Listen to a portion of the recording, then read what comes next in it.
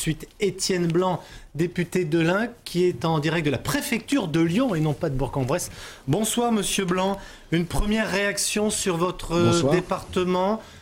A priori, en tout cas dans les résultats qu'on donne actuellement, l'UMP est plutôt bien passé.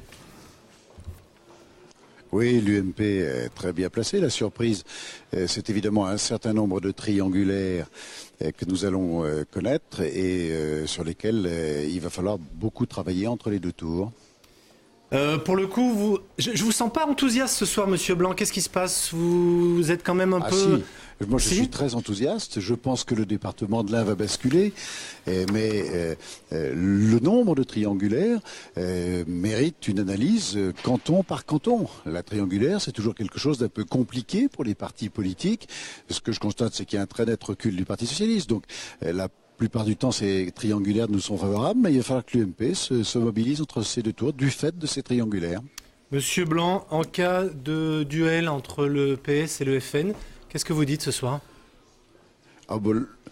La position a été très très claire. Elle a été prise par le président de notre mouvement. Mais votre position à vous, Monsieur Blanc? Nous ne voterons pas pour le Parti socialiste et nous ne voterons pas pour le Front national. Et moi, je suivrai cette position. C'est les électeurs aujourd'hui. Si la gauche s'effondre en France, c'est en grande partie parce que Manuel Valls et François Hollande ont été élus sur une ambiguïté. Le président Sarkozy dit un mensonge.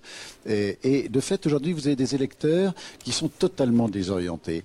Et quand la gauche appelle à voter pour la droite, ou quand la gauche appelle à voter contre, et la droite réciproquement, cela pose un certain nombre de problèmes et les électeurs ne l'acceptent plus et ne le comprennent plus. Je pense que la position de l'UMP, qui est extrêmement claire, qui consiste à dire nous ne voterons ni pour le Parti socialiste, ni pour le Front national, je pense que c'est la position de raison pour clarifier la vie politique française.